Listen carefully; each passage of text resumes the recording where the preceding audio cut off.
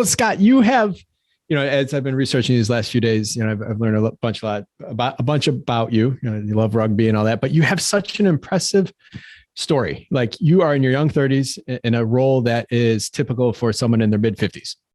You have accomplished more than most people will ever accomplish in their entire life. That sets you up to be like a role model.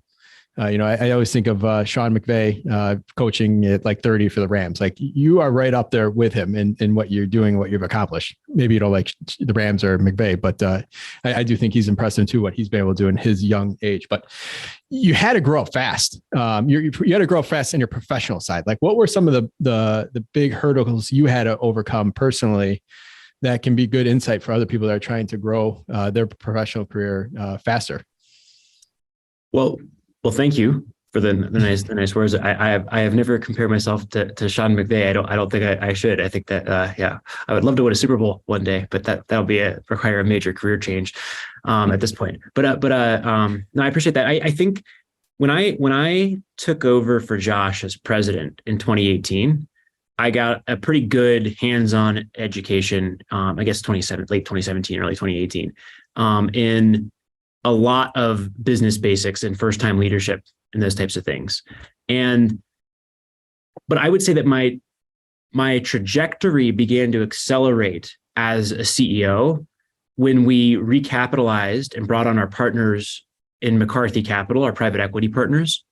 And as part of that, we got a chairman. His name is 𝗦𝘃𝗲𝗀𝗃. He's the chairman of the board at BiggerPockets.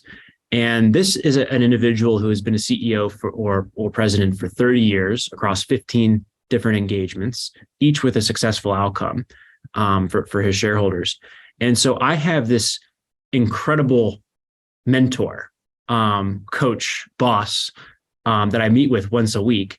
And so attending 𝗦𝘃𝗲𝗀𝗃𝗀𝗃 University for the last 4 years has been, I think, my cheat code to getting better. What's everyone has their superpower. Mine is that I'm coachable. I respond very well to those types of feedback, or at least I think that I respond very well. I've been told that by various coaches. And so I have not always liked or agreed with necessarily some of the feedback that I've gotten from my boss, but it has made me immeasurably better at my job.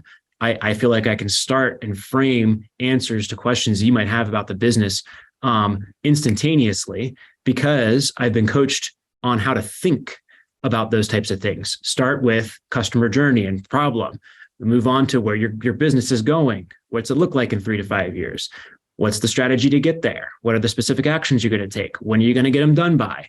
How much is it going to cost? What's the revenue output? How can you balance those things, maintain operating margin in the business? These are all frameworks that I can now instinctively, or maybe not instinctively, reflexively call up when I'm faced with a decision-making point. And it's because of that coaching and training for the last 4 years. So I think that's the big advantage. And that's an advantage that I have because I'm not some genius founder that came up with a brilliant idea and started a business from scratch. It's because I work at a private equity backed business with stakeholders that have certain expectations from me. And I have a boss that is coaching me on these points and has power over in the relationship dynamic to a certain degree. And I think that's been my biggest advantage is that set of circumstances has required me and enabled me to master, or not master, but become a journeyman in developing the skill set of the CEO skill set